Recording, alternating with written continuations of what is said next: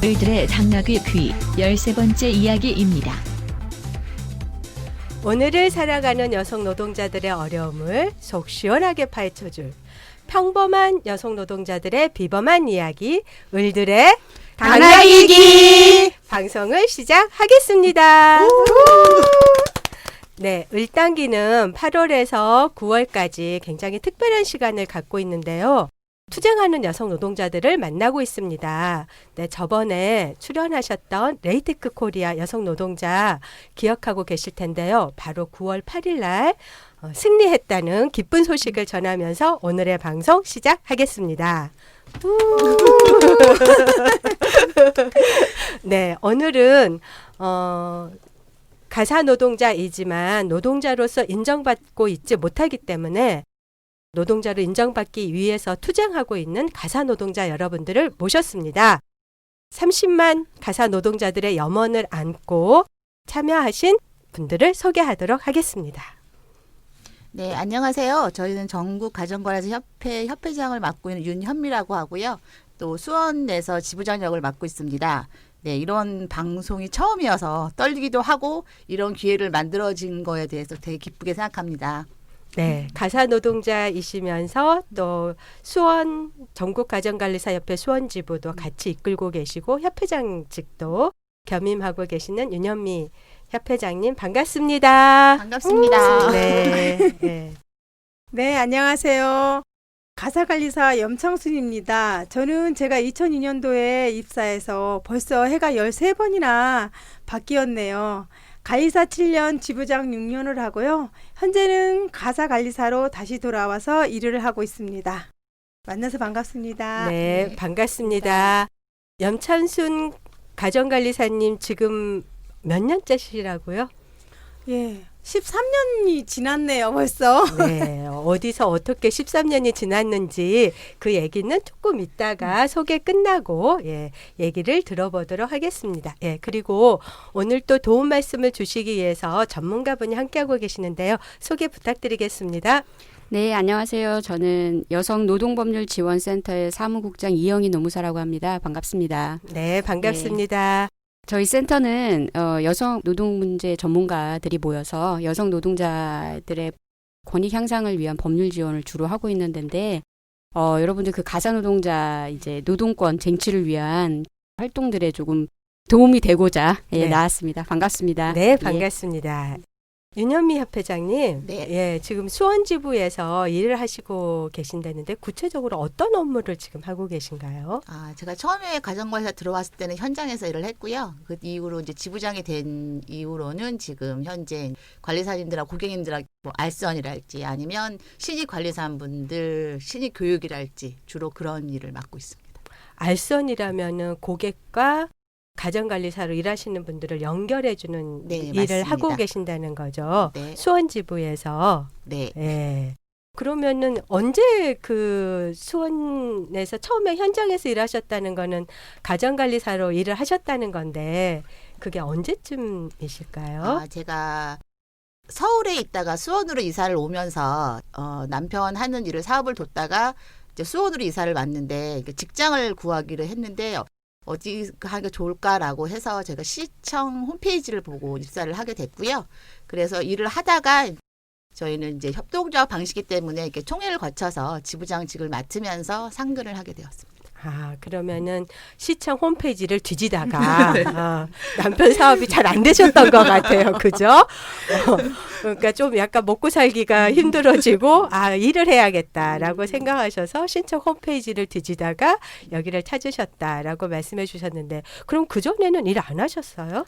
결혼 전에는 이제 일을 하고 있었고요. 그다음 결혼 후에는 거의 가사만 하고 있었고 이제 애기들 딱 큰 다음에는 이제 신랑 하는 일에 대한 부분을 보조적으로 이렇게 도와주는 역할만 했었습니다. 그러니까 결혼 전에는 직장 다니시고 전업주부로 계시다가 남편 사업을 좀 돕다가 이제 본격적으로 일을 찾으셨다고 했는데 그 일을 찾게 된 동기가 제가 웃자고 먹고 살기 힘든 거 아니냐 그랬는데 실제 동기가 어떤 거였을까요? 그러니까 저희가 서울에서 하는 일이 이삿짐 센터를 저희 신랑이 운영을 하고 있었어요. 그랬는데 이렇게 인력 관리하는 게 되게 힘들잖아요. 그래서 네. 너무 힘이 들어서 직장 생활을 한번 해보자라고 해서 직장을 구하다가 이제 소개로 이제 수원에 직장을 이제 구하는 바람에 같이 이사도 오면서 이제 수원이라는 곳을 처음 오게 돼서 이제 직장을 다니다 보고 이제 저희 어머니도 같이 계시고 애들도 거의 컸기 때문에 저도 뭔가 직업을 찾아야겠다라고 생각을 했는데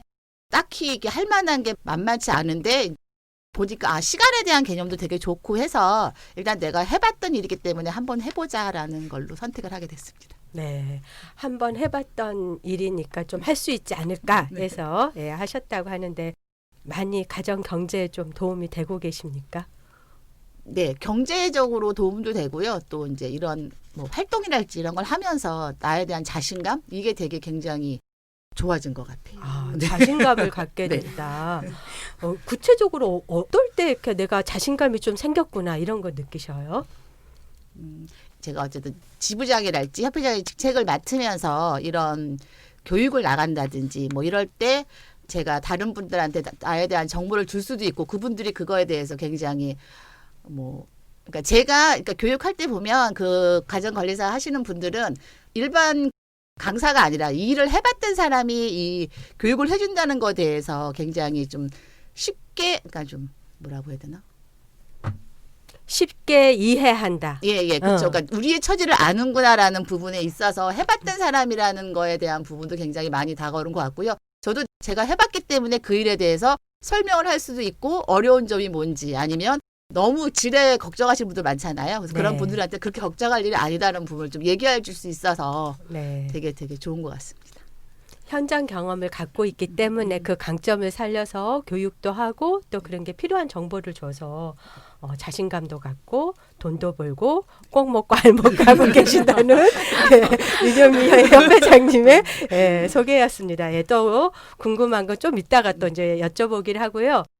무려 13년을 네. 가정관리사로 일을 하셨다는 염창순 가정관리사님의 소개가 있었는데요. 요즘 또 굉장히 바쁘게 지내신다고 제가 들었어요. 어떻게 지내고 계세요?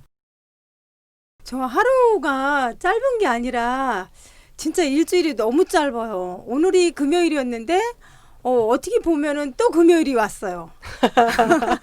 일주일이 한꺼번에 가는 네, 것 같은. 너무 빨라요.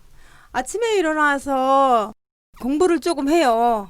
제가 학력이 너무 짧아서 저는 영어 공부하는 게 단어 공부하는 게 되게 좋거든요. 그래서 아침에 공부한다고 한 2시간 정도 공부하고 밥 먹고 제가 컴퓨터를 배우러 가요. 컴퓨터 배우고 또 고객님 댁에 가서 일 갔다가 집에 와서 집일 대충 하고 또 헬스장을 가요. 헬스장 갔다가 다시 와서 또 애들하고 같이 저녁 먹고 그리고 저녁에 또 좀 공부를 해야 돼서 또 공부하고 자는 하루의 일과예요. 이거는 주경야독도 아니고 아침에도 공부하시고 그리고 또 가정관리사로 일하시다가 또 오셔가지고 공부하시는 정말 일주일이 하루처럼 바쁘게 지내고 계신다. 이제 이런 말씀 해주셨는데요. 가정관리사로 그 13년간 일을 하셨을 때 아까 서울지부에서도 일을 하셨다고 하셨잖아요. 네. 예, 그거는 또 어떤 서울지부를 말씀하시는지 그 아. 얘기도 좀 해주세요. 저는 제가 처음에 어떻게 해서 여기를 오게 됐냐면은요. 옛날에는 이 일이 파출부 사무실로 이게 통했거든요. 그래서 전 파출부 사무실을 통해서 일을 다녔는데 우리 친구 소개로 일을 하게 됐어요. 그래서 제가 여기 처음 들어갔을 때는 그 자활이라는 곳에서 공동체를 이렇게 만든다고 하시더라고요. 그래서 알게 돼서 제가 2002년도에 10명으로 시작해서 거기서 일을 하게 됐어요. 그래서 일을 하게 돼서 저는 이 일을 하면서 사실은 되게 망설였어요. 애들한테 엄마로서 창피한 일이 아닌가. 그리고 또 내가 집에 갔을 때 그 고깃집이 아이들이 아는 집이면 어떡하나. 그리고 또 저 주위에 아는 사람들한테 제가 이 일을 한다는 게 자존심 때문에 되게 많이 망설였거든요. 망설였는데 이 일을 하면서 어느 날 갑자기 제가 이 일을 하는 거에 자신감이 생겼어요. 자신감이 생겼고 처음에 이 일을 하는 거는 제가 여기저기다가 주위 사람들이 매일 어디를 그렇게 바쁘게 다녀. 나도 좀 데리고 다녀. 막 그랬는데 제가 빠르게 다니면서도 바쁘게 다니면서도 사람들한테 제가 하는 일을 솔직하게 얘기를 못했어요. 창피해서. 자존심 때문에. 그랬는데 지금은 뭐 어느 누가 물어봐도 이 일을 하는 거에 대해서 부끄러움 없이 당당하게 말할 수 있어요. 그리고 제가 일을 할 때 아버지 생각을 항상 많이 했어요. 아버지께서 사람이 하는 일에는 귀천이 없다고 그 말씀하시는 말에 그 말이 저 하는 일에 유료가 되어서 일을 이렇게 잘 할 수 있게 됐어요. 아, 처음에는 좀 창피하고 네. 솔직하게 말하기 어려웠다. 네. 그러니까 이제 그때가 2002년도인 네. 말씀하신 거죠. 네. 예, 지금으로부터도 한 13년 전이니까 이 가정관리사 일에 대해서 또 사회적 인식이 매우 낮았을 때의 얘기여서 그렇기도 한데 아직도 지금도 근데 역전 앞에 보면 파출부 모집 뭐 이렇게 하면서 남의 일이나 해주는 사람 이제 이런 식으로 낮게 평가하거나 그런 경우들이 아직도 많이 있는데 어쨌든 염창순 가정관리사님은 처음에는 그렇게 창피하게 시작을 했지만 그런 마음으로 시작했지만 지금은 아주 떳떳하게 말씀하신다라고 해주셨는데 그렇게 바뀌게 된 계기 같은 거는 뭐였을까요? 바뀌게 된 계기는요. 사실은 제가 처음에 일을 시작했을 때는 이런 교육이 없었어요. 그냥 가서 일을 하는 건데 처음에 가면 무슨 일을 해야 되나 교육을 받은 게 하나도 없어서 일하는 게 두서없이 일을 하고 두서없이 일을 하다 보면 그 4시간 안에 일이 안 끝나요. 일이 안 끝나면 고객님은 4시간 안에 한 게 뭐가 있냐고 저를 그만 오라고 하실 거 아니에요. 그래서 그만 오란 소리를 듣지 않기 위해서는 저희가 4시간을 채우는 것이 아니라 더 시간을 많이 했어야 됐고 그러고 그때는 가사일이 보이지 않기 때문에 끝없이 무조건 깨끗이만 하는 게 아니라 우리가 일하는 게 표시가 있어야 돼요. 그러기 위해서는 그 2002년도에는 이 가사 일하는 게 진짜 힘들었었어요. 네, 그런 때 어떻게 해서 이렇게 부끄럽지 않고 정말 이렇게 아이들한테도 나는 가정관리사로 일해라고 말할 만큼 이렇게 자신이 바뀌게 됐는지 교육을 받으시면서 그럼 바뀌게 되신 건가요? 사실은 이 일을 하면서요. 아침에 4시간, 오후 4시간 끝나고 나면 집에 오면 7시인데 또 교육을 받으라는 거예요. 근데 그 교육 받는 게 너무 힘들고 싫고 귀찮았어요. 나도 집에 가서 애들이 있는데 막 그런 거 하라는 게 너무 귀찮았는데 여기는 뭐 공동체 의식을 가져야 된다. 그래서 뭐 한 달에 한 번이라도 꼭 교육을 받아야 된다. 우리는 일하는 게 문제가 아니라 우리를 변화시켜서 우리가 일하는 거를 조금 더 업그레이드 시켜서 일을 해도 해야 된다. 하도 그래서 제 기관에서 하도 그냥 그게 법으로 정해져 있기 때문에 자꾸 교육을 받고 듣다 보니까 내 자신이 업그레이드 되고 마음 생각하는 마음이 틀려지는 거예요.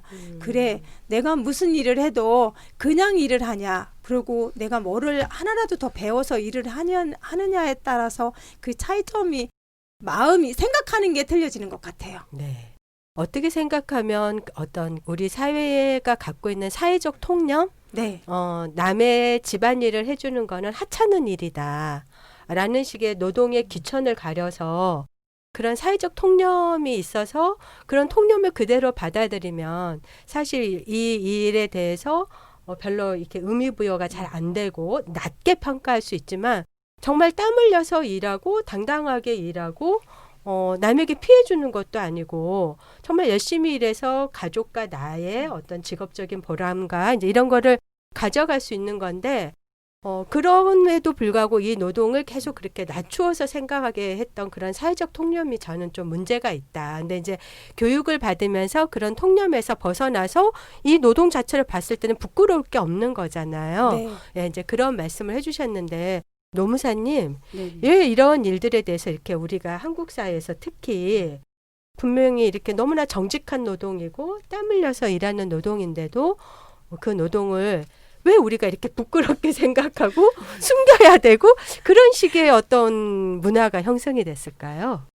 글쎄 뭐 여러 가지가 있겠지만 제가 이제 노동의 관점에서 생각해 보면 이제 기본적으로 이 여성들이 집에서 하는 일이라는 것 자체에 대해서 일단 그것이 이제 집에서 그 주부들이 하는 일이든 그것을 사회화해서 돈을 받고 하는 일이든 간에 전부 다 그냥 하찮은 일로 생각하는, 그러니까 여성의 일은 하찮은 일, 그 일이 어떤 일이든지, 그러니까 사실은 그 일의 성격이나 가치 또는 뭐 힘든 점 이런 것과는 상관이 없이 그냥 여자가 하는 일은 하찮은 일이다, 이렇게 이제 평가되는 부분이 많죠. 특히 우리나라 같이 직무 분석이 잘 안 되고 애초에 처음부터 관습적으로 임금 매겨지는 그러한 특성들, 지금까지도 뭐 직무급이나 뭐 직능급 같은 건 전혀 되고 있지 않고요. 여성과 남성의 그 임금 격차가 뭐 40% 이상 나는 그런 상황들은 다 이제 그런 거로부터 연유가 되는데, 그 중에 이제 가장 대표적인 직군인 것 같아요. 이 가사 노동이라는 것이. 그래서 밖으로 나왔을 때도 이제 돈을 받는 일인데도 불구하고 그냥 집에서 하는 일 같이 느껴지는 그런 부분들. 그러니까 굉장히 전근대적인 방식으로 계속 이 부분만, 네. 지금 21세기를 살아가고 있는데 네. 이 부분만 계속 전근대적인 방식으로 이 노동을 바라보는 것이 남아있는 것 같습니다. 네. 근데 참 아이러니하게도요. 그전에는 아유 뭐 집에서 애나 봐라, 또는 뭐 집에서 살림이나 하는 사람이 뭘 알겠냐 이러더니 요즘에는 삼둥이 아빠도 뜨고요. 뇌생남이라 그래서 요리하는 남자도 뜨고요. 그러니까 어떻게 생각해 보면 요리라든지 아이를 키운다든지 이런 살림하는 거 이런 게 여성들이 했을 땐 평가절하가 되면서 남성들이 앞치마 두르고 요리하면 갑자기 멋있는 막 그런 남자가 되고, 남자들이 애를 보면은 그거는 막 이렇게 칭찬받고 이럴 정도로 정말 뒤집어서 생각하면은 여자가 있을 땐 너무 당연한 거. 그거는 정말 애나 봐라, 살림이나 해라, 뭐 이런 식으로 그 노동이 얼마나 소중하고 어렵고 힘든 일들을 하고 있는지에 대해서 돌아보지 않다가 남자들이 하면은 그런 말 있잖아요. 그 요새 그 요리하는 사람들 뜨니까 엄청나게 이제 이 사람들 먹여 살리는 이 값싼 밥 식당 네. 일하시는 분들은 다 아줌마고 이제 요리하는 남자는 셰프잖아요. 그러게요. 이게 명칭이 사람의 관념과 이런 것들 얼마나 이게 좌우하는지 좀 볼 수 있는 그런 예인 것 같아요. 그러게요. 그냥 아줌마 막 이렇게 네. 식당에서 부르지만 또 이렇게 뭐 냉장고를 부탁해 막 이런 거 보면 셰프 해가지고 나오는 거 보면 정말 이 남녀에 따라서 똑같은 일을 하고 있는데도 좀 차별적인 대우가 있는 것이 또 여성 노동의 문제가 아닌가, 저희가 또 그런 거를 생각을 하게 됩니다. 근데 이제 그 아까 말씀해서 하셨던 것처럼 윤현미협 회장님, 네. 실제로 이 일을 해보니까 그런 사회적 통념이 분명히 저는 일을 하면서 내면에서 부딪혔을 거라고 생각이 들거든요. 이 일이 그렇게 높은 평가를 안 받는데 실제로 그 일을 해보니까 어떠신지, 그 이 가사 일을 하는 그 과정관리사 일이 어땠는지 그런 솔직한 얘기를 좀 저는 듣고 싶습니다. 그러니까 이게 성격도 있는 것 같아요. 저는 좀 성격이 좀 낙천적이라고 해야 되나요? 그래서 저는 처음에 이 일을 시작할 때 그렇게 이게 남들의 눈에 어떻게 볼까? 뭐 그런 부분은 별로 생각이 안 들었었어요. 그래서 시간적으로 내가 할 수 있는 그런 일이기도 하고 해서 시작할 때는 별로 그런 마음에 안 들었는데 이제 일을 하다가 어떤 이제 그 고객을 만나서 한번 크레임을 받은 경우가 있었어요. 그래서 그때 좀 이거 정말 내가 해야 되는 건가라는 그런 상처를 좀 많이 받았는데, 그래도 내가 그 한 사람 때문에 그러니까 이 직업을 선택한 이유가 있는 거잖아요. 시간이랄지 내가 잘할 수 있는 일 이렇게 했기 때문에 상처를 받았지만 그 다음에 그거를 갖다가 그러니까 그게 금방 깨지지는 않았지만 이게 오래 가긴 했지만 그래도 그 부분이 크게 작용되지는 않았던 것 같아요. 기본 성격이 중요하다. 뭐든지 긍정적이어야지 살기가 그래도 낫다라는 웃자고 한 얘기였고요. 그 크레임 고객이 좀 궁금해지네요. 무슨 일로 그 크레임을 걸었을까요? 그러니까 그때 제가 이제 그 신입이었고요. 그래서 제가 이제 잘못한 거는 있었던 것 같아요. 제가 그러니까 그 깨끗이 못했다는 걸로 이제 크레임을 받았는데, 그 부분이 그 뭐랄까 그 저희 수원에 보면 뭐 지역을 얘기해드리면 수지라고 이제 그 용인 쪽에 있는데 거기는 이제 저희 수원 지역은 뭐 20몇 평부터 있는데 그 수지는 거의 50평 이렇게부터 시작을 해요. 그래서 근데 저기 수원 지부가 2007년에 만들어져 제가 이제 2008년에 입사를 했었는데 그 수지 쪽에 아무래도 이제 그 수요가 있어서 그쪽으로 많이 이제 멀지만 가게 되었는데 그 분의 그러니까 그 청소가 큰 평수기 70평이었던 것 같아요. 그러니까 이제 그 미진했다. 그러니까 그건 이제 뭐라 그러나 제 잘못이기도 한데 제가 그걸 만족스럽지 못 제 잘못이기도 한데 그분이 말하는 게 그 뭐랄까 뭐 이러이러해서 이렇게 해줬으면 좋겠다고 얘기하는 게 아니라 그 모습이 지금도 잘 잊혀지지가 않는데 그 소파에 이렇게 등을 이렇게 딱 기대고 서서 아줌마 이리 좀 와보세요. 그러더니 이렇게 자세가 그러니까 완전히 그 텔레비에서 사모님 포스라고 하죠. 그러니까 네. 그런 고객과 관리사의 관계가 아니라 뭔가 이제 그 사모님과 뭐 아줌마의 관계를 할 때 이런 식으로 얘기를 하셔서 제가 물론 그때 죄송하다고 얘기는 지금도 그게 맞다고 생각을 하는데 그 말이 도저히 머릿속에서는 나오는데 입 밖으로 나오지가 않았어요. 그래서 제가 그때 이제 어쨌든 그 서비스 정신에는 위배가 되게 그 얘기를 못하고 나오긴 했는데 그게 저한테 나중에 일을 하면서는 어쨌든 약이 됐다고 해야 되나요? 뭐 그런 부분이 있었던 것 같아요. 근데 그 모습이 지금도 안 잊혀져요. 그 부분 모습 하는 게. 미진한 부분을 얘기할 수는 있는데 그러한 것을 어떤 이렇게 지적하는 태도가 굉장히 인격적인 예. 모욕감이 들게 그렇게 소파에서 우리 그냥 어떤 한 장면이 떠올라요 지금 그쵸? 우리가 익숙하게 봤던 드라마에서 한 장면이 떠오르는데 말씀하시면서 약간 지금 또 볼 근육도 막 실룩거리시고 굉장히 아직도 정말 잊혀지지 않는 그런 가슴 아픈 얘긴데 이제 이렇게 약이 됐다라고 하는 걸로 이렇게 정말 긍정적이셔요. 그 이제 어려움을 잘 이겨냈다. 라는 이제 말씀을 해주셨습니다. 염찬순 지부장님은 일하시면서 또 여러 일들이 있었을 텐데 좀 이렇게 해주시고 싶은 얘기, 실제 그 네. 가정관리사로 일하시면서 있었던 일들 중에 얘기 좀 해주시겠어요? 예.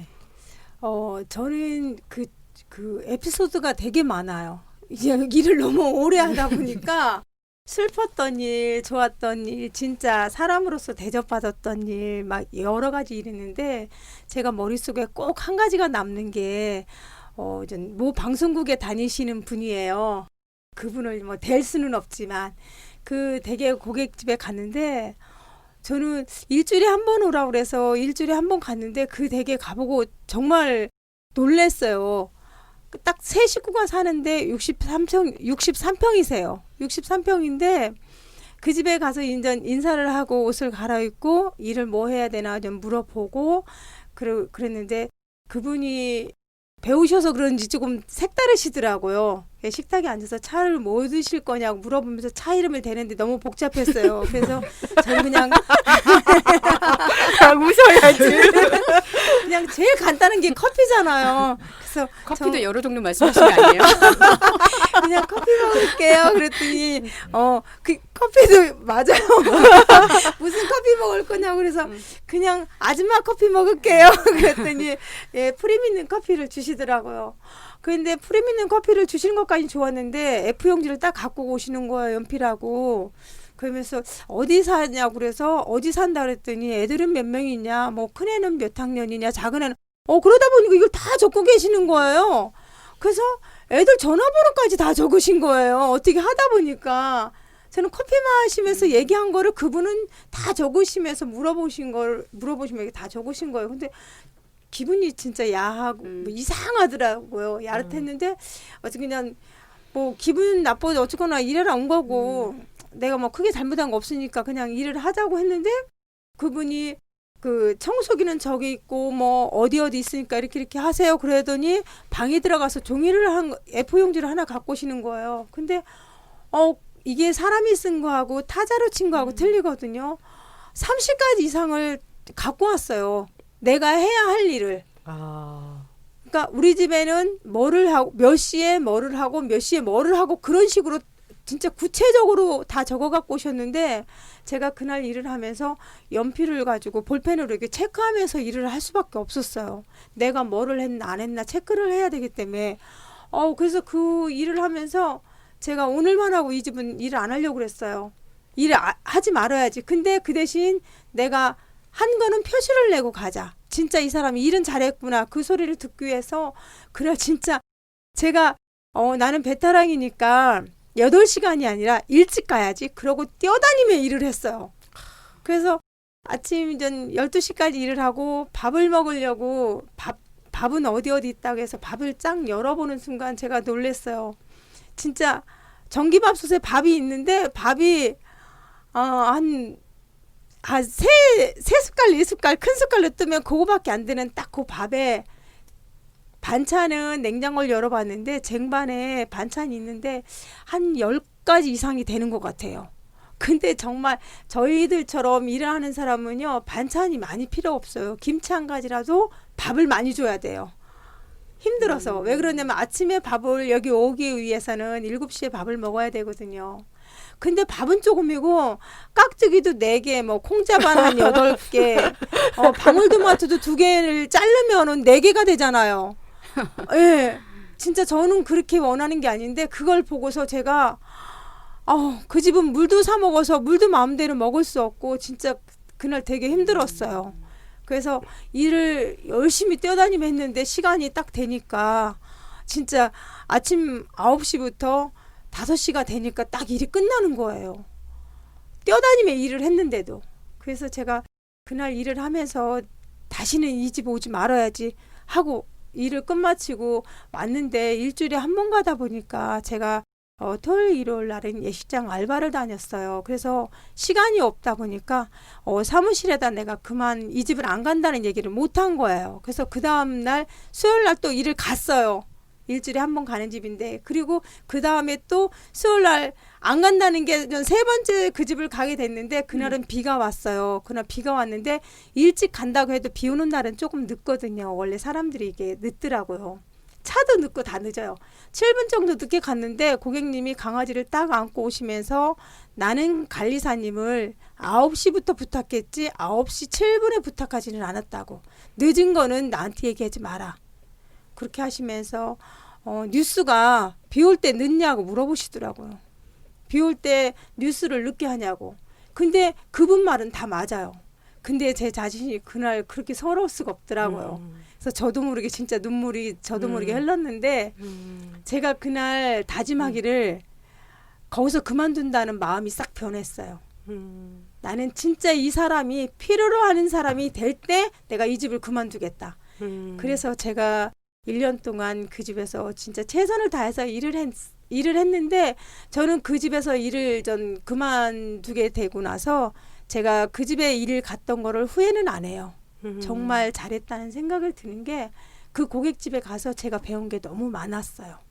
그래서 그 집에 가서 1년을 일하면서 배운 게 너무 많아서 그다음부터는 저희가 사업이 공동체로 하다 보니까 선배들이 신입 교육을 시켜야 된다. 그래서 제가 그때부터 저는 가사 그 선배님으로서 강사로서 이렇게 활동을 하게 됐어요. 네. 네. 아마 그 억울한 마음은 이런 거였을 것 같아요. 사실 그 고객이 준 30가지 직무를 정말 뛰어다니면서 했다고 하셨잖아요. 그리고 아까 앞에서도 무슨 얘기 하셨냐면 가사 일은 해도 잘 표가 안 나는 일인데다가 그 일을 편하게 하려면은 계약 시간, 4시간보다 훨씬 더 초과해서 일을 해야 된다. 그러니까 그 고객의 집에서도 뛰지 않고 정말 그 근로기준법대로 일을 했다면 분명히 초과 수당을 받아야지만 했었을 그럴 일일 것 같아요. 그거를 감안해서 그 정도 노동을 해줬는데 7분 늦은 거 가지고 얘기했을 때 마음속에 형평성으로 따져보잖아요. 저희가 따져봤을 때 이거는 그 사람 말이 틀린 건 아니지만 야 너는 내가 그 30가지 직무를 하기 위해서 어떻게 일했는지 너는 아니? 이 말이 아마 하고 싶지 않으셨어요? 아니요. 저는 제가 조금 늦으면 조금 늦게 가면 된다는 너무 단순한 생각을 했던 거예요. 그때 그 당시는. 근데 지나고 보니까 그 그분 때문에 제가 다른 고객님 댁에 갈 때 시간 지키는 거를 철저하게 지키게 됐고요. 그분은 정말 샴푸를 저희가 이렇게 화장실 바닥을 닦을 때 그냥 바닥을 닦지 샴푸 케이스를 닦는 일은 별로 없거든요. 근데 그분은 샴푸를 제가 청소하고 가면은 일주일 있다 가면은 제가 미흡한 걸 다 그 컴퓨터로 이렇게 타자를 쳐서 다 줘요. F용지를. 그러면 제가 그래서 이 집 청소할 때 어떤 식으로 어떻게 빨리 왜 이렇게 해야 되는가를 제가 그 집에 가서 철저하게 1년 동안 배워서 나왔어요. 마음이 너무 좋으셔요. 정말 제가 생각할 때는 그 30가지 직무를 도저히 그분이 그 노동시간 안에 할 수가 없었을 텐데 거기에 대한 서운함은 말씀하시지 않으시고 도리어 이 시간 지키는 것의 중요성을 느끼게 됐다라고 말씀을 해주셨습니다. 아까도 그 노무사님께서 이 직무 분석 얘기를 하셨거든요. 정말 땀나게 뛰어야지만 이 일을 그 시간 안에 할 수 있지. 이 직무 순서대로 차근차근 하면은 도저히 그 시간 안에 끝나지 않는다. 그거는 그만큼 노동 강도가 세져서 일을 하고 있다라고 하는 건데 이 가사노동에 대한 직무 분석에 대해서 노무사님 좀 얘기 좀 해주시겠어요? 저도 제가 가사노동자 직무 분석을 한 건 아니고 이제 그 조사 결과에 의하면 4시간 보통 4시간씩 이제 호출 근로 하시면 한 집에 4시간 하시는데 4시간 안에 보통 해야 되는 것들이 70여 가지라고 하더라고요. 그리고 70여 가지 일을 이제 4시간을 70을 나누면 한 가지 일을 이제 3분 안에 끝내야 된다라는 계산이 나온다고 그러더라고요. 3분 안에 뭐를 끝낼 수가 있는지 저는 참 저는 상상이 안 되는데 저도 이제 일주일에 한 번 집안일을 하거든요. 그러면 정말 하루 종일 해야 돼요. 저 혼자 하면. 그러니까 숙련되지 않은 것이죠. 그리고 이제 쉬엄쉬엄 하고 그러면 이제 하루 종일 하는 건데 그걸 갖다가 이제 일주일에 한 번 부르면서 4시간 안에 70여 가지를 3분에 하나씩 끝내야 된다라는 거죠. 그 한마디로 말해서 이제 어려운 일인 건데 아까 그 염창순 지부장님 말씀하신 그 고객도 이제 그 30여 가지를 쭉 써놓으면서 본인이 그거를 그 시간에 다 할 수 있지 않다는 걸 알고 있을 거예요 아마. 그런데 그렇게 해서 이제 무리한 그런 업무 지시를 하는 거죠. 그리고 그걸 굉장히 당연하게 생각하고 자기는 무리한 지시를 하면서 7분은 못 봐주는 거죠. 그러니까 이걸 뭐 굳이 이렇게 그 뭐 기브 앤 테이크 할 건 아니고 서로 똑같이 구체화하고 객관화해서 지키면 더 좋은 거겠죠. 뭐 그분이 30여 가지를 뭐 이렇게 업무를 쭉 한 거는 전 나쁘다고 생각은 안 해요. 그러니까 전 사실 확실할 수 있겠죠. 네, 더. 업무 지시는 구체적일수록 좋은 좋으니까. 거고. 네. 그랬을 때 그것이 과연 이제 이 시간 안에 할 수 있는 것이냐 아니냐의 문제가 하나 있고 또 그랬을 때 또 상대방 입장에서도 또 시간을 분명하게 지켜줘야 하는 부분도 또 있는 거고 이게 이제 서로 가야 되는 건데 지금은 일방적으로 그냥 내가 사용자니까 30까지 하세요. 4시간 안에. 이렇게 이제 되는 거고요. 그거를 다 하실 수 있었다는 건 사실 굉장히 숙련되고 이게 이제 한꺼번에 여러 가지를 또 막 해야 되는 멀티태스킹이 돼야 되는 거잖아요. 숙련성과 전문성이라는 게 다 겸비돼야 되는 거고 아까 윤 회장님 말씀하셨지만 신입 때 조금 실수하셨다고 하셨는데 지금 훨씬 잘하시는 거잖아요. 그러니까 그 뒤로는 크레용 크게 받은 적이 없는 것 같아요. 그게 이제 뭐냐면 이제 점점 또 그 일이 당연히 쌓여서 그 정도의 어떤 전문성과 숙련성이라는 게 더 늘어나는 것인데 맨날 똑같은 게 아니라 이런 것들이 전혀 이제 고려되고 있지 못한 거죠. 네, 맞습니다. 이 가정관리사 일이 집안일이라고 해가지고 그냥 누구나 할 수 있는 일도 아니고 숙련되지 않은 교육받지 않고서도 할 수 있는 그런 일이 아닌데도 불구하고 깨끗하게 해주세요. 뭐 30가지든 20가지든 얘기하면은 그냥 가정관리사는 그 시간 안에 다 해내야 되는 것처럼 생각되는 거. 정말 그 직무를 하나하나 따져서 이게 인간답게 그 시간 안에 끝낼 수 있는 노동인지 아닌지 따져보지 않고 요구되는 것. 이제 그런 것들이 우리가 이 잘못된 관습 이제 이런 문제라고 생각이 됩니다.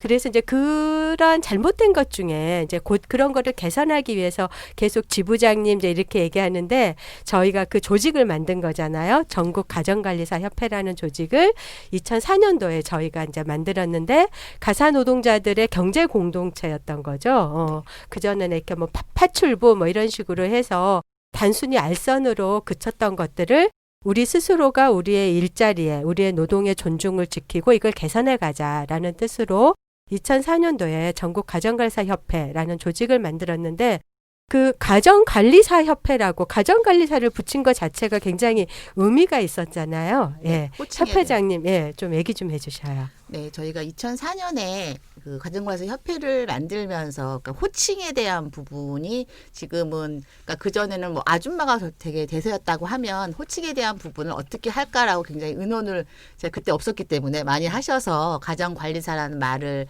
만들었고 지금은 어느 정도는 굉장히 보편화되지 않았나.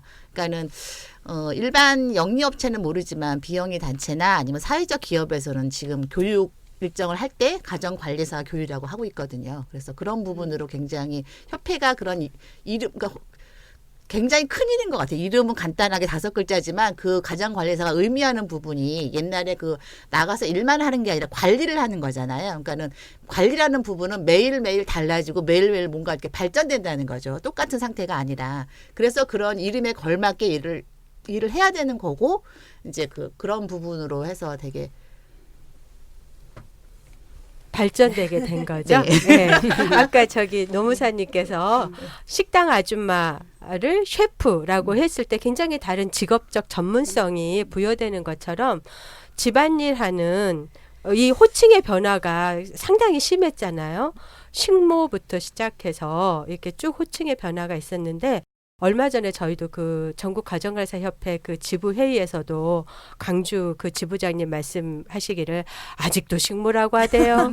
전화해가지고 아 거기 식모 있어요. 그래서 지부장님이 아 식모는 없고 가정관리사는 있어요. 이렇게 얘기했대는데 식모부터 파출부에서 뭐 가사도우미에서 지금은 가정관리사로 전문적인 그런 직업성을 부여하기 위해서 저희가 이제 그런 호칭 운동을 해서 이제 조금씩 자리 잡고 있대는데.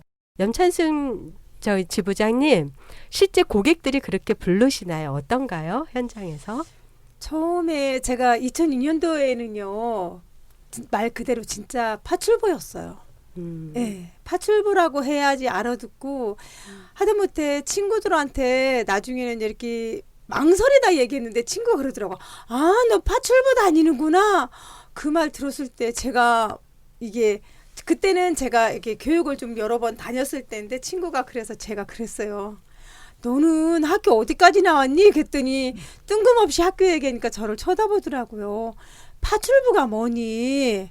도우미. 그랬더니 도우미가 뭐야? 그래서 그 사람이 하지 못하는 일을 너 학교 선생님이라 해서 그 학교에서만 선생님이지 집에서도 선생님은 아니다. 그 사람이 선생님을 하기 위해서는 우리 같은 사람이 그 밑에서 서포트를 해주기 때문에 그 사람이 학교에 가서 학교 선생을 할 수 있는 거지. 그 사람이 집에서도 선생님이고 학교에서도 선생님은 아니다. 학교에서만 선생님이고 집에서는 그냥 가정주부로 돌아가는 거다. 가정주부는 그 사람이 어떻게 2가지, 3가지를 다 할 수 있냐. 우리가 있기 때문에 그 사람이 선생을 하는 거다. 그랬더니 그 뻥쳐가지고 쳐다보더라고요. 예. 그래서 제가 사람들한테 항상 그랬거든요. 아우 얘기하다가 잊어버렸네. 질문을 한 거예요. 아, 가정관리사라고 지금 고객들이 불러주는지 현장에서는 어떤지. 지금 저희는 고객님들이 가정관리사라고 부르시는 분들이 그렇게 많지는 않아요. 관리사님이라고 잘 안 부르고 호칭을 조금 가까우면 이모라고 많이 부르세요. 이모라고 많이 부르는데 사실은 저는 이모보다는 관리사님이 더 좋은 이유가요. 이모하고 관리사님하고 틀려요. 관리사님 하면은 내가 해야 되는 일이 범위가 있어요. 범위가 있게 되는데 이모 하면은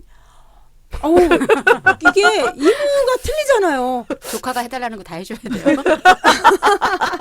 일이 범위가 더 커져요. 일을 더 많이 해줘야 되는 거예요. 네. 그렇죠. 그래서 그게 사실은 조금 힘들어요. 그래서 관리사님이라고 불러줬으면 좋겠는데 관리사님이라고 안 부르고 그냥 이모라고 부르든가 아줌마. 그럼 남자분들이 아줌마 부르면은 안 쳐다볼 수도 없고 관리사님이라고 불러주세요. 그럴 수도 없고 그게 같이 일하는 저희 관리사님 중에 관리사라고 부르라겠다고 잘리신 분이 계세요. 그 아줌마 애들이 그래서 나는 아줌마가 아니라 관리사님이야. 앞으로 나 관리사님이라고 불러. 그랬더니 고객님께서 기분 나쁘다고 애한테 관리사가 뭐냐고 관리사라고 하면 애들이 뭘 한다고 관리사라고 하냐고 관리사를 바꿔달라고. 예. 그 고객은 우리 입장에서도 아웃이네요. 저희 수원지부는 좀 틀린 것 같고요. 그러니까는 이제 서울지부 같은 경우는 원체 이제 그 저희가 2004년 전에 만들어졌기 때문에 계속 왔던 것 같고 저희 수원지부는 2007년에 만들어지는 관계로 이 처음에 시작할 때부터 가정관리사란 말을 계속 썼어요. 근데 이제 저희도 이제 처음에 들어왔을 때 저희도 근데 그 말이 익숙하지는 않았지만 그 얘기를 계속 쓰면서 그 저희는 한 50%는 지금 가정관리사님이라고 말씀을 거의 하고 계시고요. 이제 그 방법에 대한 저희가 교육할 때도 꼭 그 호칭에 대한 부분을 그 고객님과 가정관리사의 관계로 이렇게 말씀을 꼭 하라고 그러니까 뭐 이모나 이렇게 되면 친해지게 되면 서로 불편한 점도 있잖아요. 서로 간에. 그렇기 때문에 꼭 그렇게 교육할 때 그걸 굉장히 강조를 해요. 가정관리사 고객에 대한 부분으로. 그래서 그런 부분으로 많이 쓰고 있고 이제 그래서 어느 정도 한 50% 정도는 가정관리사라는 얘기가 되게 보편화돼서 얘기를 하고 있는데 어떤 분 이제 관리사님 같은 경우는 갔는데 이제 그 꼬마가 이제 좀 반대긴 한데 꼬마가 아줌마 그러니까 이렇게 오라 그랬대. 이리 와봐 너. 그래서 왔더니 아줌마가 뭐야? 그랬더니 그럼 뭐라 그러냐 그래서 나는 가정관리사야. 알았어? 그랬더니 애들은 되게 재밌어 했대. 그 이름을. 어머 가정관리사? 그렇게 얘기를 막 웃으면서 얘기를 하면서 그 뒤를 꼭 가정관리사님이라고 부르다 보니까 그 부모님들도 그러니까 뭐 가정관리사까지 얘기 안 해서 관리사님 이렇게 호칭이 되시는 부분이 있었어요. 그래서 그것도 이 고객님한테 호칭에 대한 부분을 저를 가정관리사 불러주세요라고 하는 말은 이렇게 쉽게 나오지 않지만 그렇게 하는 방법도 하나의 방법이겠다라고 생각을 하는데요. 그래도 이제 그러니까 부르실 때는 관리사님 이렇게 부르시는데 뭐 아니면 메모하실 때는 뭐 가정관리사님 뭐 이런 걸 해주세요라고 하지만 또 호칭을 할 때는 또 아줌마라고 부르시는 분도 있긴 한데 그거는 저희가 작년에 그 뭐라고 호칭을 어떻게 부르냐 조사를 했었잖아요. 네네. 그래서 보면 제가 느낀 건 뭐냐면 같은 관리사님이 이렇게 계세요. 그런데 그 조사를 하다 보니까 가정관리사라고 불리워지는 가정관리사님은 모든 고객들이 가정관리사라고 불러요. 근데 그 아줌마라고 불리워지는 가정관리사님은 모든 고객들이 다 아줌마라고 부르더라고요. 그러니까 이게 그 일을 하시는 이 서비스를 제공하시는 가정관리사님들이 어떻게 그 부분을 만들어가느냐에 따라서 많이 틀려지는구나. 그 집계를 하면서 그런 생각을 했습니다. 네.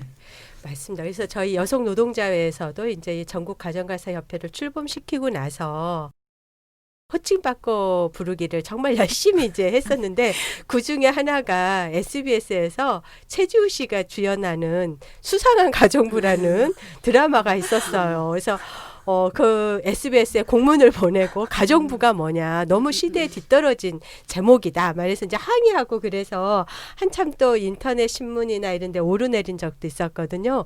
근데 그 뒤로 SBS에서 바뀌었다면서요. 네, 저희가 어떻게 바뀌었어요? 그 SBS 앞에서 이제 그 항의 항의 그런 부분도 하긴 했는데 그 뒤로 그러니까 작년이었던 것 같아요. 달려라 장미라고 이제 드라마가 SBS 드라마가 있었는데 거기에서 윤유선 씨가 맡은 역할이 윤유선 씨, 네, 제가 좋아하는 네, 역할이셨어요. 그래서 그 부분이 이제 거기서 호칭을 할 때 가정관리사라고 불러달라고 말씀을 또 하시고 다른 분들이 그분을 부를 때 가정관리사라고 호칭을 하셨거든요. 그래서 그런 부분을 보면서 우리가 이렇게 근데 그 방송의 힘이 무서운 거잖아요. 그래서 그렇게 들음으로 해서 그렇게 봤기 때문에 우리 애가 어쨌든 행동을 한 게 어쨌든 결과로 나와서 되게 기쁘고 사람들이 서로 막 전화하고 문자하면서 나왔다고 다시 한번 장미를 한번 다시 보자 막 이런 경우도 있었거든요. 네.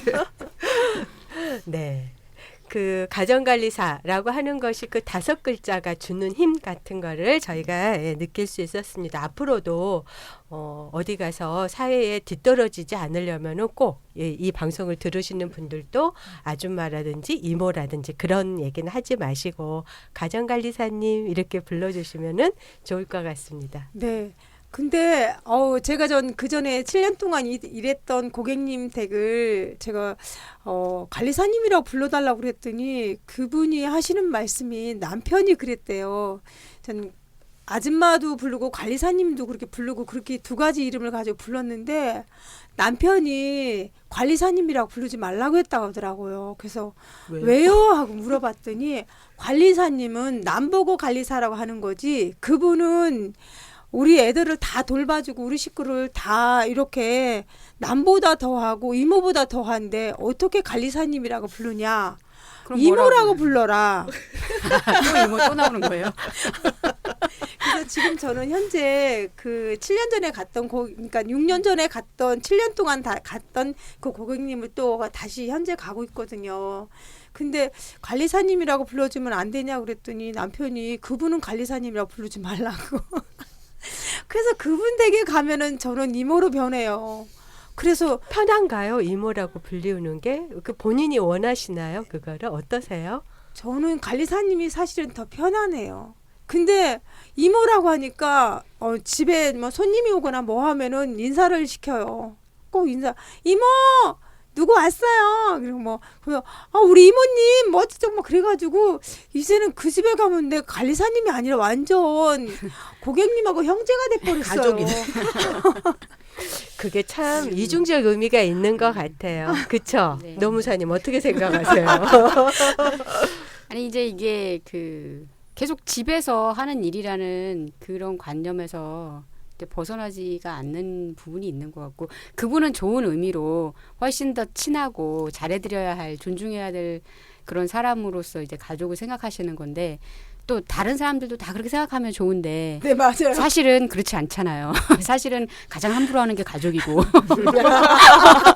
가장 상처 주는 것도 가장 상처 주는 게 가족이고. 가족이고 내가 잘못해도 네가 다 알아서 해줘야 되는 게 가족이고 근데 그게 문제죠. 그러니까 이게 좀 이제 인식이 조금 개선이 돼야 되는 부분이 분명히 있는 것 같아요. 이거는 뭐 법제도나 여러 가지 문화적인 뭐 그런 뭐 캠페인이나 이런 것, 뭐 교육 뭐 이런 걸 통해서도 조금 이게 이제 어떤 그런 이제 직업이다라는 부분이 분명히 좀 많이 좀 확산돼야 될 필요는 있을 것 같아요. 네. 그래서 이제 저희가 계약서 쓰기 운동을 하고 있는데 이제 계약이라고 하는 게 대등한 관계에서 맺는 거잖아요. 아까 그 윤현미 협회장님 얘기하듯이 그 소파에 기대가지고 사모님 포스로 마치 그 밑에 옛날 조선시대를 하면 마님이 하인 부르듯 그러한 분위기로 하는 거는 대등한 관계가 아니고 종속적 관계인 거잖아요. 근데 이제 이거는 정말 본인이 필요해서 그 서비스를 신청한 거고 우리는 그 순간에 서비스를 제공하는 거기 때문에 대등한 관계여서 어디서부터 어디까지 어떤 일들을 해야 되는지에 대해서 명확하게 계약 관계로 정리하는 계약서가 좀 필요하지 않는가 해서 계약서 쓰기 운동을 저희가 이제 그 제안하고 전개하고 있는데 이 부분은 어떻게 좀 진행이 돼가고 있는지 어떤지 예. 윤현미 협회장님 어떤가요? 네, 저희가 계약서 쓰기 아니, 운동. 날짜가 생각이 안 나네. 네. 예. 그래서 이때 그 계약서 쓰기 선포식을 하고 있고요. 올해까지는 일단은 시범적으로 케이스별로 해서 이제 그 집계를 하고 이제 뭐 문제점을 이러면 수정을 하려고 하긴 하는데 이 계약서라는 부분이 그냥 뭐 관리사들한테만 좋은 게 아니라 고객님도 마찬가지시거든요. 내가 관리사한테 어떤 부분 이걸 부탁을 이제 서비스를 요청할 때 그 요청하는 게 내가 맞는 건지 그걸 불분명하잖아요. 그래서 그런 부분이 서로 명확히 하는 부분이 외려 더 좋기 때문에 저희가 지금 시범 이제 그 이후로 계속 이제 저희 기존 고객 말고 저희가 이제 뭐 새롭게 오시는 신입 고객님을 위주로 계약서와 이용 약관을 보내드리고 있거든요. 근데 네. 특별히 그 부분에 대해서 이런 걸 왜 쓰지라고 하는 부분은 없으신 것 같아요. 근데 저희가 이제 이제 계약을 성사할 때 이제 그런 내용을 안내도 하긴 하지만 그래서 그런 부분들은 서로가 더 명확하기 때문에 더 좋지 않을까. 그러니까 어떤 일부 분들은 관리사님들이 편하려고 하는 거 아니냐, 너 일이 너무 줄어드는 거 아니라고 말씀을 하시지만 이 관리사들도 이걸 직업으로 갖기 위해서는 정말 직업이라고 하면은 우리가 길게 오랫동안 해야 직업이 되는 거잖아요. 그렇죠. 그래서 그러려고 하면 건강하게 해야 되는 부분이 있기 때문에 그 관리사님들도 직업으로 다가갈 수 있고 고객님들도 이 일에 대해서 어디까지가 적정이라는 부분을 서로가 알 수 있는 그런 되게 좋은 게 아닌가 싶습니다. 그러니까 저희가 그 저번에 이제 이 계약서 쓰기 운동 얘기를 하다 보니까 한 가정관리사분이 아이가 돌아오면은 학원 그 시간 체크해서 간식 먹이면서 온갖 집안일에 청소에 음식 만들기에 그러니까 이 범주가 없는 거예요. 어디서부터 어디까지가 해야 될 일인지. 근데 일단 그런 직무나 이런 게 좀 분명해져야지 서로가 이 책임 관계도 좀 명확해지고 이제 그러는데 제가 8월 달에 그 뉴스 포털을 보다 보니까 우리 한국 사회가 계약서를 정말 안 써가지고 아르바이트부터 시작해서 주휴수당을 주는지 안 주는지 퇴직금은 있는지 없는지 이런 게 불분명한 상태로 일하기 때문에 일하는 사람의 권리가 제대로 준수되지 않고 있다. 이런 거를 봤거든요. 예, 그 부분에 대해서 노무사님 네. 이 계약서 쓰기에 대해서 좀 어떻게 생각하시는지. 예. 이제 기본적으로는 이제 사실은 그 얘기부터 돌아가야 되는데요. 이제 근로기준법이 적용되지 않는 문제부터 얘기해야 되는 문제가 되는데, 네. 지금 이제 가사노동자분들은 그러니까 고객이라고 계속 말씀하시는데 사실은 이제 그 사용자의 집에 가서 이제 근로를 제공하고 그 대가로 임금을 받으시는 분들이기 때문에 우리 노동법상의 노동자예요. 근로자인데 지금 그 노동보호법의 기본이 되는 근로기준법이라는 법에서 아무런 이유 없이 가사 사용에는 이 법에서 적용 제외한다 이렇게 명시를 하고 있기 때문에 적용이 되지 않고 있는 부분이죠.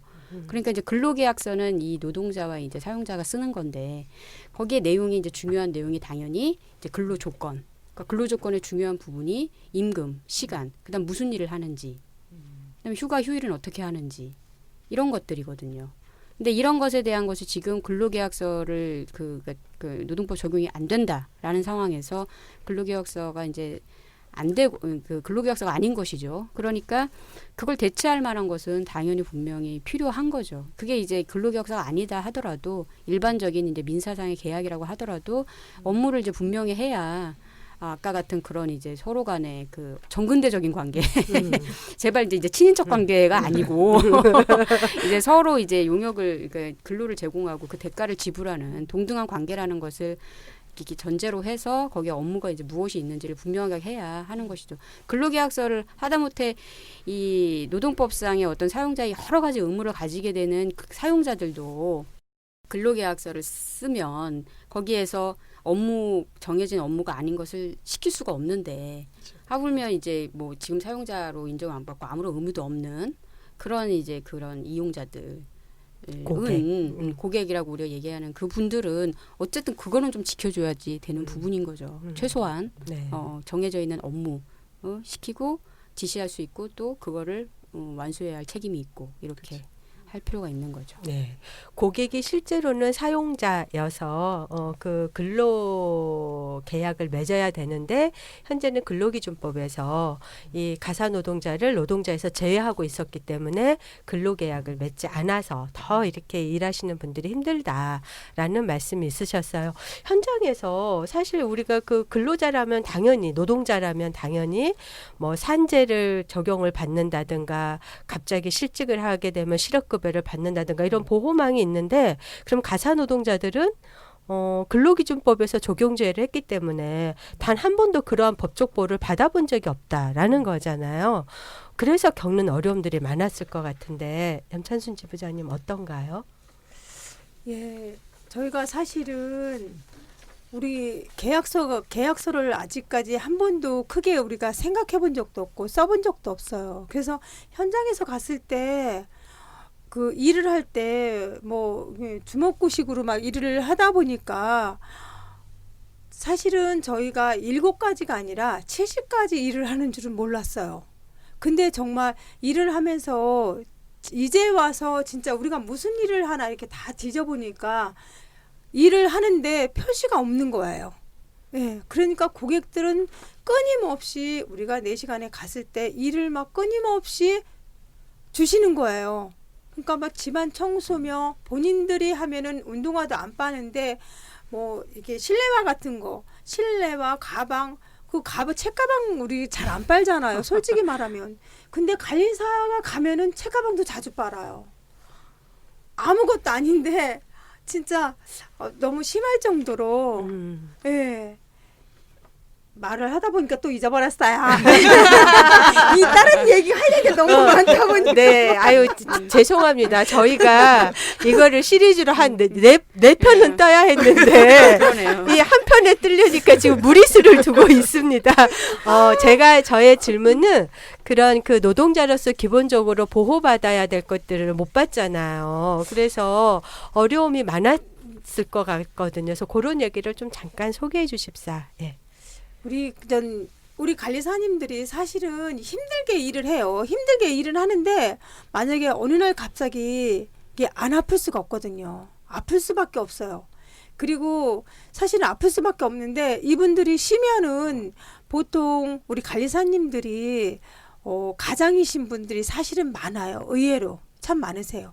뭐 혼자 사시는 게 아니라 남편분이 있어도 그 애를 키우다 보니까 혼자 벌어서는 같이 살기 어려워서 같이 맞벌이 하시는 분, 또 뭐 남편이 몸이 불편해서 이렇게 일하시는 분, 여러 가지 그 이유가 다양하게 계신데 이분들은 사실은 놀고 싶어도 못 놀아요. 왜 그러냐면 돈을 많이는 벌지는 못하지만 그래도 그나마 그거라도 벌어야 먹고 살기 때문에. 근데 어느 날 갑자기 내가 딱 쉬게 된다. 근데 우리 관리사님들이 보통 손이나 무릎이나 막 그런 관절로 이렇게 고생하시는 분이 조금 계세요. 다는 아니지만 계셔도 그분들이 놀고 싶어도 놀 수 없는 이유는 4대 보험이 아무것도 적용되지 않기 때문에 그분들이 놀고 싶어도 못 노는 거예요.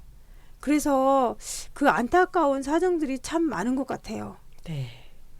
오랫동안 일을 해도 퇴직금도 없고 일하다가 다쳐도 또 산재 네. 적용을 못 받으니까 이렇게 마음 편하게 치료를 받을 수가 없고 또 뭐 아까 이제 말씀하실 때 네. 염차순 지부장님 내일부터 오지 마세요. 그 말 들을까봐 정말 죽을 힘을 다해서 일을 했다라고 말씀하셨는데 이제 그런 실업급여도 못 받고 이제 이렇기 때문에 정말 이 53년도에 만들어진 근로기준법이 개정돼야 되고 가사 노동자들이 이 노동법의 보호를 받아야 된다는 게 너무 당연한데 그동안 이제 열심히 전국 가정관리사협회랑 여성노동자회랑 다른 단체들이 힘을 합쳐서 이 운동을 전개해서 고용노동부 정부에서 이제 가사 노동자들을 위한 보호법을 만들겠다라고 하는데 이게 또 문제가 많아가지고 저희들이 이 문제를 지적하고 가사 노동자들의 당사자들의 의견은 이거요라고 지금 이제 저희가 주장을 하고 있는데 그 핵심적인 내용에 대해서 저희 노무사님께서 좀 몇 가지만 이런 것들이 꼭 들어가야지 이게 보호지 아니면 보호는커녕 도리어 더 나빠지는 결과가 될 수도 있다. 예, 좀 말씀을 해주시길 부탁드립니다. 네. 기본적으로 이제 말씀해 주신 이제 전혀 다른 노동자랑 차별적으로 대우받을 이유가 하나도 없는데 근로기준법에 적용 제외되고 있는 부분은 당연히 이제 그 뭐랄까요 그 원상복귀 한 번도 원상이었던 적 없었지만 어쨌든 배제 되는 게 이제 바뀌어야 되고요. 그 다음에 이제 지금 현재 상황에서 이제 가사노동자들의 어떤 현실에서 비추어 보면 이제 두 가지 방향이라고 봐요. 하나는 이제 지금까지 안 되어있던 노동권에 대한 보장이고요. 그 다음에 두 번째는 그 노동권을 보장하는 방식이 그러니까 지금까지 이 가사노동자들이 그 받아왔던 사실 법 제도적 문화적 차별과 또 그 열악한 근로조건들이 있어요. 이런 것들을 좀 좋게 만들어서 좋은 일자리로 만들어야 되는 것이죠. 그러니까 왜냐하면 지금 이 가사노동자라는 직군이 왜 중요하냐 하면 일단 기본적으로 여성 노동자들이 집중되어 있는 직군인데다가 그다음에 이제 이분들이 그 이제 가사노동을 이제 임금을 받고 함으로 인해서 또 각 가정마다의 또 일 가정 양립에 지대한 공헌을 하고 있는 부분이 있거든요. 근데 우리 법은 지금 헌법, 뭐 근로기준법, 남녀 고용평등과 일가정 양립 지원에 관한 법률, 뭐 노동법 아니지만 건강가정지원법, 뭐 이런 여러 가지 법률들에서 사실 이 일가정 양립을 지원하고 국가가 일가정 양립을 지원하고 또 여성 그 고용을 창출하고 보호하고 이런 것들이 엄청나게 있어요. 이미 그런 의무들이 다 있습니다. 그런 것들 이미 다 되어 있는 것들이기 때문에 이걸 실제로 그 시행할 수 있도록 그 할 수 있을 때 이것을 할 때 가장 이제 적합하고 시급한 직군이 바로 이 가사노동자 직군이다라는 거죠. 그래서 이 두 가지 방향으로 가야 되는데 이제 그 제시된 법안들은 조금 이제 몇 가지 문제가 있었어요. 근데 이제 여기서 저희가 이제 그 주장하고 싶은 몇 가지 내용은 노동권 보장하는 건 당연한데 일단 이걸 보장했을 때 지금 가사노동자의 어떤 특수성에 대한 또 고려가 필요하다. 어떤 특수성이냐면 이 호출 근로이다 보니까 안정적인 이 일거리 그리고 그로 인한 그 안정적인 소득 보장이 안 돼요. 근데 이것이 안 되는 상황에서 그냥 막바로 4대 보험만 다른 사람하고 똑같이 보장해 준다라고 했을 때 노동자들이 받을 수 있는 게 사실 별로 없다는 거죠. 그렇죠. 그래서 그런 적정한 일자리와 적정한 소득을 보장해야 된다는 부분이 일단 있어야 되고요. 그것으로서 이제 제안하는 것이 아까 그 일가정 양립, 그 시민에 대한 일가정 양립 지원을 해야 될 국가의 책무, 그걸 가지고 와서 뭐랄까 한부모 가정이라든지 이런 우리 사회의 취약한 어떤 이 가사 서비스가 필요한 시민들이 있단 말이죠. 이분들에 대해서 국가가 서비스를 할 때 그런 것을 지원을 하면 이런 시민들에 대한 어떠한 지원도 되면서 동시에 이 가사 노동자에 대한 일거리 그 일자리 적정 일자리 창출, 적정 소득 보장도 되고 그럴 수 있다라는 것이고요. 또 하나는 그냥 지금 현재 나오고 있는 법안의 내용은 이 가사노동자를 그러니까 회사로 만들어서 이 가사노동 제공 기관을 만들어서 거기에 노동자를 이제 채용을 해서 노동권을 확보하겠다라는 내용인데 뭐 그 내용 자체가 나쁜 것은 아니에요. 그런데 그 제공 기관이라는 게 과연 어떤 역할을 할 것인가라는 건 굉장히 많은 문제점들을 가지고 있거든요. 저희가 기존의 그 요양보호사 제도를 통해서 익히 알고 있는 문제들이에요. 요양보호사 제도가 지금 그 노인 장기요양보험 제도에 의해서 요양보호사를 채용을 해서 기관들이 이제 그 요양보호 서비스를 제공하고 있는데 너무 이제 영리 기업들이 아주 그 영리인데 영세한 기업들이 그냥 막 그 난립하면서 굉장히 많은 문제들이 발생하고 있거든요. 요양보호사들 근로조건 제대로 보호되지 않으면서 사실은 서비스하지 않으면서 그 기관과 그 이용자가 재원을 그 공적 재원을 나눠 가지는 뭐 이런 비리까지도 지금 일어날 수 있는 그런 심각한 문제들이 있어요. 그러니까 이렇기 때문에 이러한 서비스, 이런 종류의 서비스, 그러니까 가사 서비스라든지 요양 서비스 같은 것들을 이렇게 영리 기업에 난립하게 해서는 죽도 밥도 안 된다 이거예요. 그렇죠. 그러니까 노동자에게도 안 좋고 이 사회에도 안 좋고 서비스 받는 이용자에게도 안 좋은, 아무에게도 안 좋은 것이라는 거죠. 그래서 이거를 할 수 있을 때 이게 정말 제대로 되려면 그 제공기관이라는 것이 사실은 이 노동자 대신에 노동 권익을 이용자에게 어떤 식으로든 뭐 주장하거나 혹은 관철할 수 있는 어떤 제도나 그 가이드나 서비스 원칙 같은 것들을 가지고 할 수 있도록 하는 이런 게 필요한데 그렇다면 뭐 그 기관들의 선의를 믿을 거냐는 거죠. 그 선의를 어떻게 믿을 거냐. 그러게요. 네. 그거는 뭐 아무도 담보할 수가 없는 문제예요. 그렇기 때문에 이 비영리, 그러니까 공익적인 그 사업을 위해서 이 세워진 기업들이 있잖아요. 이미 우리 사회적 기업이라든지 사회적 협동조합이라든지 굉장히 이미 그걸 설립할 때부터 아주 그 깐깐한 요건들을 갖추게 한단 말이죠. 그런 기관들이 하는 이러한 서비스라고 했을 때 좀 더 국가가 팍팍 지원을 함으로써 지금 말한 이러한 여러 가지 그 공익적 대의적인 문제들을 해결할 수 있도록 그렇게 좀 공익기관에 대한 지원을 좀 확실히 할 필요가 있다. 외국에 같은 경우 뭐 이제 그 이탈리아나 이런 데 사회적 협동조합이라는 게 처음 생겨난 그 이탈리아 같은 나라에서 그 사회적 협동조합을 하는 가장 그 처음 시초가 되는 기본적인 서비스가 바로 이 돌봄과 가사 서비스들이거든요. 이런 부분들을 함으로 인해서 그 노동자 보호뿐만이 아니라 이 사회의 전체적인 그 사회 서비스의 질을 높일 수 있는 그런 부분이 될 수 있다라는 것이죠. 네. 굉장히 중요한 말씀 이제 해주셨는데 다른 노동자와 비교해서 결코 차별적인 대우를 받을 이유가 없기 때문에 근로기준법을 그 대우를 그대로 적용받아야 된다는 게 첫 번째고 두 번째는 그 안정적인 일자리와 소득 보장 이게 뭐 어려운 게 아니라 일가정 양립을 다 지원을 하는 거잖아요. 그래서 특히 그런 그 가사 서비스가 필요한 취약계층의 시민들을 도와줌으로써 더불어서 가사노동자의 일자리와 소득도 보장하게 해달라. 그리고 세 번째로는 공익적인 제공기관을 팍팍 육성해서 이게 혹시라도 영리기관이 이 제공을 함으로써 이 노동자의 권익을 저해하지 않도록 그런 세 가지를 아주 중요한 입법 방향으로 말씀해 주셨습니다. 내일 당장 노동부와 그 간담회가 있는데 이 노동부 장관 이상한 노사정 영업하고 있는 이 장관님이 이거를 또 어떻게 하실지 모르겠는데 저희가 또 이 문제에 대해서 끝까지 전국 가정관리사 협회하고 여성노동자회에서 올바른 입법이 되도록 저희들이 지켜봐야 될 것 같습니다. 저희가 얘기를 하다 보니까요. 정말 할 얘기 너무 많은데 1시간이 벌써 지났네요. 예, 그래서 이야기를 좀 마무리해야 될 시간인데요. 가사 노동자로서 좀 발행 같은 거 있으면 먼저 좀 말씀해 주시겠어요? 지금 이렇게 입법 논의가 돼가고 있는 상황에서.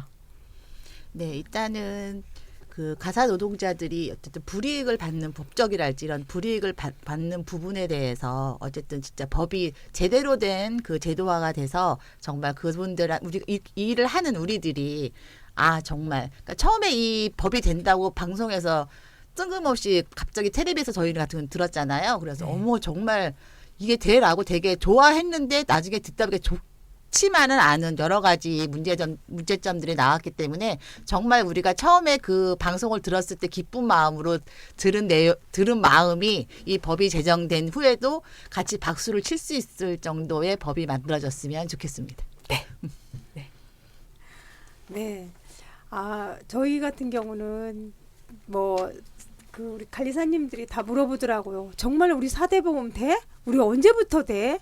법이 개정된다는데 그래서 막 이게 마음이 들떠가지고 막 물어보시더라고요. 근데 그게 금방 쉽지만은 않지만 저희가 정말 4대 보험이 돼서 하루빨리 진짜 아플 때는 잠시 일주일이라도 쉴 수 있는 그런 게 됐으면 좋겠고요.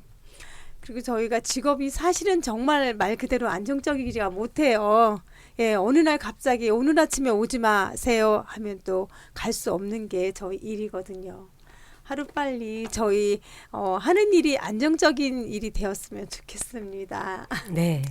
13년째 이 일을 하고 계시는 염찬순 가정관리사님 그리고 윤현미 전국가정관리사 협회장님과 함께 이제 저희가 얘기를 나눠봤는데요.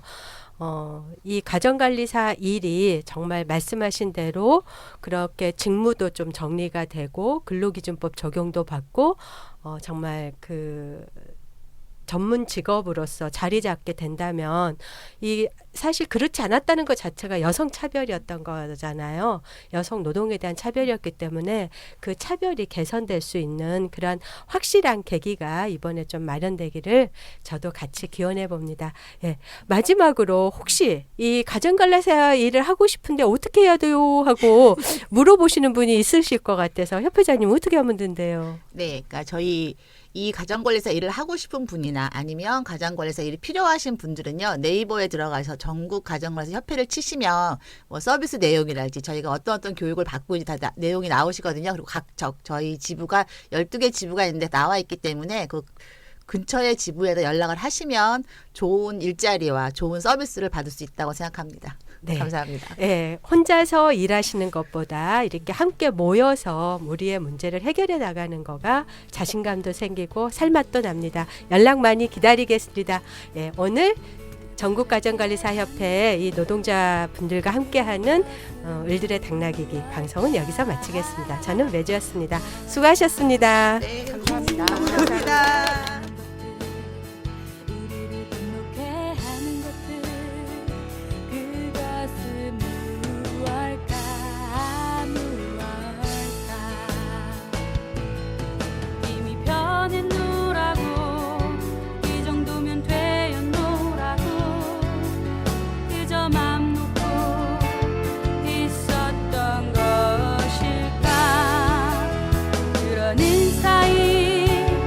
어디서